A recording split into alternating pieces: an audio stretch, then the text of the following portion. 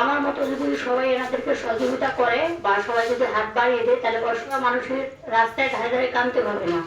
কিন্তু এই পৃথিবীতে আর এই বাংলাদেশে অনেক মানুষ আছে, কিন্তু এই কাজগুলোর চোখে কেউ কিন্তু করে না। আমি যে কাজগুলো ঘুরে করি, আমি আকি মিশন তথা শিশু ফাউন্ডেশন, আমি নিজে প্রতিষ্ঠাতা এবং আমি চেয়ারম্যান এবং আমি প্রিন্সিপাল। 13টা আমার স্কুল আছে, 13টা স্কুলে আমি একাই করি এবং 13টা স্কুলের আমার 7 জন শিক্ষক আছে। প্রাইমারি স্কুলগুলা, গ্রামের যে প্রাইমারি স্কুলগুলা, সেগুলাতে গিয়ে আমি অডিট করি। 1 থেকে 10 যে বাচ্চাগুলো আছে, সেই বাচ্চাগুলো হয়তো গার্জিয়ান গরিব পড়ালেখা করাতে পারতেছে না, তাদের পিছিয়ে আমি সময়টা দিই। হয়তো প্রতিটা স্কুলে 30টা বাচ্চা নেই এবং বেকার যে ছেলেমেয়েগুলো আছে তাদেরকে দিয়ে আমি ক্লাসগুলো করাই। আর ক্লাসের শিক্ষকদের বেতন আমি 10,000 টাকা করি। গণিত আর ইংলিশ এই 2টা ক্লাস করার জন্য 10,000 করে টাকা বেতন দেই। আমার মতো যদি সবাই চিন্তা ভাবনা করে পথ শিশুদের জন্য বা গরিবের ছেলেমেয়ের জন্য, তাহলে কিন্তু বাংলাদেশের সব ছেলেমেয়েরাই সমানভাবে শিক্ষা হতে পারে। কিন্তু আসলে যারা নেতার ছেলে নেতাই হয়, এমপি ছেলে এমপি হয়, গরিব দুঃখের ছেলেমেয়েরা কিন্তু হয় না। এবার আমি 8,000 কম্বল বিতরণ করেছি, কিন্তু আমি কোনো জায়গায় কিন্তু ভিডিও ধারণ করি না। আমার কাজ, আমি ভিডিও ধারণ করব না, কারণ আমি তো একজন সাধারণ মানুষ। ভিডিও ধারণ করলে মানুষ অনেকেই আমাকে খারাপ বলে বা ভালো বলে, সেটা আমার দেখার দরকার নেই। আমি আমার জায়গায় ঠিক আছি। পথের শিশু আকি মিশন, পথের শিশু ফাউন্ডেশন আমার, আকি এ কেয়ার আমার, আকি লিমিটেড এন্টারপ্রাইজ আমার, আকি গ্যালারি ফ্যাশন আমার, A1 বাংলা টিভি আমার। আমি এই প্রতিষ্ঠাতা, আমি নিজেই। তো এই কাজগুলো যখন করতে যাব, শত্রু বন্ধু দুইটাই থাকবে। তো এর ভিতরে আমার যে অ্যাডভোকেট স্যার, উনি এই শীতের সিজনে 2,000 কম্বল আমাকে দিয়েছেন। 2,000 কম্বল দিয়েছেন। আবার আমার স্কুল, এই 8টা স্কুলের জন্য উনি নগদ অর্থ 4 লাখ টাকাও দিয়েছেন। শুধু এই 26 সালে টাকা যে দিয়েছেন, আমার তো অবশ্যই সেই জায়গাগুলোতে যাই পৌঁছাইতে হবে, না হলে এতগুলোর আমি শিক্ষকদের বেতন কিভাবে দেব। এবং বাচ্চার 3টা স্কুলের মাদ্রাসার স্যার 600 ব্যাগ, স্কুল ব্যাগ এবং জুতার জন্য উনি এটা দিয়েছেন। এখনো আমার ক্লিয়ার কিনা হয় নাই। এবং ফরিদপুর থেকে উনি আবার, ফরিদপুর স্যার পড়াশোনা, আপনি 4 আসনের এমপি প্রার্থী, ওনার জন্য সবাই দোয়া করবেন। এবং আসলে উনি একজন ভালো মনের মানুষ। এরকম যদি এমপি হয় বা নেতা হয়, তাহলে সবার কাজে কিন্তু লাগবে। আর অথচ ওনার মনে কিন্তু কোনো অহংকার নেই। এবং আমি যে সেখানে যাই ছোট বোন হিসাবে, কোর্টে আমাকে সবাই সম্মান করে। কোর্ট থেকে আমি একটা পারিশ্রমিক পাই, প্রায় 70 থেকে 75,000 টাকা পাই প্রতি মাসে। যে টাকাটা পাই আমি সবার পিছনে কিন্তু দান করে দিই। আমার সাথে যে অ্যাডভোকেট শানুর ভাই আছে, উনিও আমার এই অর্থতে কম্বল, উনিও কিন্তু 500 কম্বল দিয়েছে, কিন্তু ওনারা কোনো বেশি আসে না। ঠিক আছে, আমি এই ফাউন্ডেশনে, সামাজিক সাংবাদিক ফাউন্ডেশন, এখানে আমি ডিসেম্বরের 28 তারিখে 50,000 টাকা নগদ দিয়েছি এবং আমি কম্বলও দিয়েছি। আমার কথা, আমাকে যদি জনগণ না দেয় তাহলে আমি কোথেকে পাবো। এবং এনাদের এই ফাউন্ডেশনটা 3টা অডিট করে গেছে, জাপান এম্বাসি আর সৌদি এম্বাসি থেকে। তো এটার আমি এনাদেরকে বললাম, যে সভাপতিকে বললাম যে আপনারা কার্যক্রম শুরু করেন, উদ্বোধনটা করেন, আমরা যেখান থেকে হোক আমরা আপনাদেরকে সহযোগিতা করব। এবং আমি এর সাথে আরো 1 লক্ষ টাকা অনুদান এই ফাউন্ডেশনে দেওয়ার জন্য চিন্তা ভাবনা করেছি। এই 26 সালে 1 লক্ষ টাকা আমি দেবো। সকলে আমার জন্য দোয়া করবেন। এবং আমার কথা, কোনো ছেলে মেয়ে যেন বেকার পড়ে না থাকে। যে বেকার ছেলেমেয়েগুলো আছে, আমার ফাউন্ডেশনে শিক্ষকতার চাকরি আছে বিনামূল্যে। সবাই আমার জন্য দোয়া করবেন। আর সব ছেলেমেয়ের জন্য সবাই যেন চিন্তা করেন। এবং আমার যে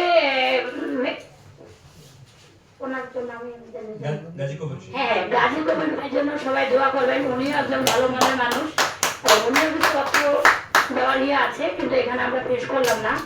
এবং আমার গোয়েন্দা ডিপার্টমেন্টে যে ভাইয়া আছে, উনিও ভালো মনের, সবারই সাপোর্ট আছে। পুলিশ সুপার থেকে পরিবর্তন করে আজকে এই নামটা আমরা চূড়ান্ত ভাবে লিপিবদ্ধ হয়েছে এবং সেই সাথে আমরা এই নামের অনুমোদন পেয়েছি।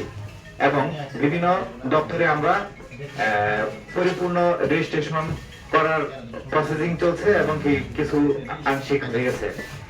কিন্তু আমাদের আজকে এই সংগঠন, বাংলাদেশে শত শত সংগঠন আছে, বিভিন্ন সংগঠন বিভিন্ন বিষয় নিয়ে কাজ করে, কিন্তু আমাদের এখানে লেখা আছে সাংবাদিক, আবার সামাজিক ফাউন্ডেশন। এই বাংলাদেশে সকল শ্রেণীর মানুষ ভিন্ন পথে কাজ করে, কিন্তু আমাদের সাংবাদিকদের মনেও যে একটি আশা আকাঙ্ক্ষা আছে, তারা বিভিন্ন রুট লেভেল থেকে শুরু করে আপার লেভেল পর্যন্ত দেশ এবং দেশের বাইরেও বিভিন্ন ভাবে মিডিয়ার সাথে জড়িত কাজ করে। কিন্তু দেখা যায় শুধু তারা ভিডিওর মধ্যে এমনকি গণমাধ্যমের সকল দুঃখ দুর্দশা সকল কিছু উঠিয়ে ধরেন, কিন্তু সরাসরি কাজ করেন না।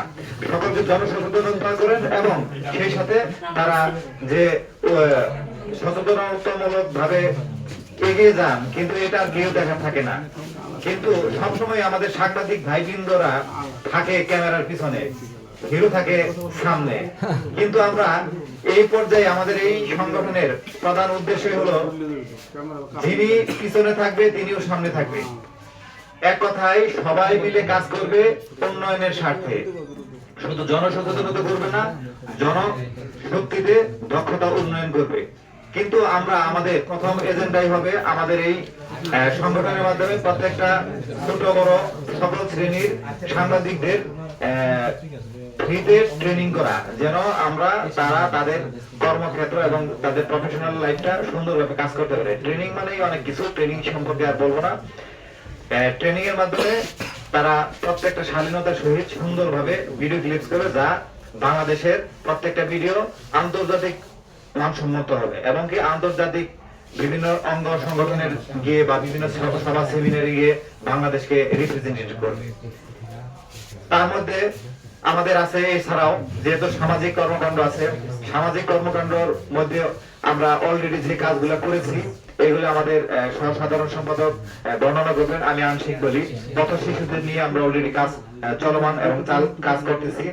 মাদ্রাসা, বিভিন্ন মাদ্রাসা, হেফজ মাদ্রাসা, নুরানি খারিজি মাদ্রাসা, আমরা তাদেরকে পোশাক, খাবার এবং কি পড়ালেখার যে সামগ্রী এগুলো আমরা অলরেডি বিতরণ করছি। বিভিন্ন সময় দেখা যায় যে অন্যের অভাবে মানুষ খাদ্য হচ্ছে না। আমরা দ্রুত আমাদের এই সংগঠনের সদস্যরা বিভিন্ন ভাবে সংবাদ সংগ্রহের মাধ্যমে দেখতে পাই যে খাদ্যের অভাবে তারা মারা যাচ্ছে।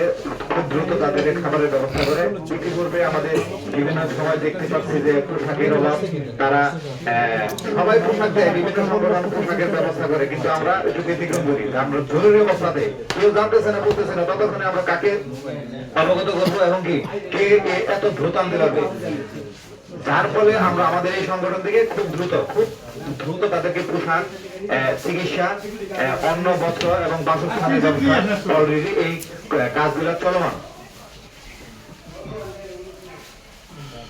সেই সাথে আমাদের এই সাংবাদিকদের এবং এই সংগঠনের মাধ্যমে আগামী এই বছরের শেষের দিকে এবং আগামী বছরের শুরুর দিকে আমরা টিভি চ্যানেল, পত্রিকা, আন্তর্জাতিক মানের ওয়েবসাইট নিয়ে আমরা কাজ করব। এবং আরো জেনে হয়তো খুশি হবেন, আমাদের এই সংগঠনের মাধ্যমে অলরেডি বেশ কিছু প্রতিবন্ধীদের জন্য কাজ করে যাচ্ছেন। আমরা আমাদের এই সংগঠনের মাধ্যমে প্রতিবন্ধীদের ভোকেশনাল ট্রেনিং, প্রতিবন্ধীদের জন্য হসপিটাল, পুনর্বাসন কেন্দ্র এবং ব্যতিক্রমধর্মী যেই প্রতিষ্ঠানে সকল ধরনের অসহায়, নিরহ, প্রতিবন্ধী, বৃদ্ধ মানুষ কাজ করতে পারবে, সেই একটি মডেল বাজার করার জন্য আমরা অলরেডি উদ্যোগ গ্রহণ করেছি। মডেল কাঁচা বাজারটা হবে শুধু সকল ধরনের কাঁচা বাজারের সকল প্রকার প্রোডাক্ট গুলো পাবে এবং কি নির্দিষ্ট মূল দাঁড়ায় থাকবে এবং গ্রেড এক্সপিআর পর্যন্ত থাকবে। এই কাঁচা বাজার পরিচালনা করবে, মনিটরিং করবে আমাদের এই সংগঠন এবং যারা কর্মরত থাকবে তারা থাকবে সমাজের সবচেয়ে পিছিয়ে থাকা জনগোষ্ঠী। এবং মার্কেটিং এর জন্য আমরা বেশ কিছু বাংলাদেশের বেকার, ডায়াবেটিক্স যারা আছে তাদেরকে আমরা নিয়ে এদের মার্কেটিং এর কাজ করব। এবং পরিবহন সুবিধার জন্য আমরা ব্যতিক্রমধর্মী কিছু পরিবহন সুবিধা চালু করব, যা অনায়াসে একজন হুইল চেয়ার ব্যবহারকারী, একজন বৃদ্ধ এবং একজন নারী সুন্দর স্বতঃস্ফূর্তভাবে লোকাল পরিবহন গুলো ব্যবহার করতে পারে। আমরা আমাদের এই সংগঠনের মাধ্যমে সর্বশ্রেষ্ঠ উদ্যোগ যেটা, আমরা বিভিন্ন ট্রেনিং, ভোকেশনাল ট্রেনিং এর মাধ্যমে বাঙালি জাতিকে, বাংলাদেশের পিছিয়ে থাকা মানুষদেরকে ট্রেনিং এর মাধ্যমে দক্ষ জনশক্তি তৈরি করব। কারণ আমি যখন গত মাসের কথা বলি, গত মাসেও জলবায়ু সম্মেলন, গত মাস বলতে নভেম্বরের জলবায়ু সম্মেলনে ব্রাজিলের বেলেন শহরে উপস্থিত হয়েছিলাম। সেখানে সবচেয়ে বেশি গুরুত্ব দিয়েছে দক্ষ জনশক্তি। কেন? দক্ষ জনশক্তি মানেই সকল কাজ দ্রুত সময়ে সমাধান করা, অর্থনৈতিক এবং রাজনৈতিক সকল কিছু দ্রুত সমাধান করা এবং মানব কল্যাণের কাজ খুব দ্রুত এগিয়ে যাওয়া। আমরা এই কাজগুলো নিয়েই এগোতে চাচ্ছি। সেই প্রেক্ষাপটে আমাদের উদ্দেশ্যগুলো কিছু বললাম। এই মধ্যে আমাদের মাঝে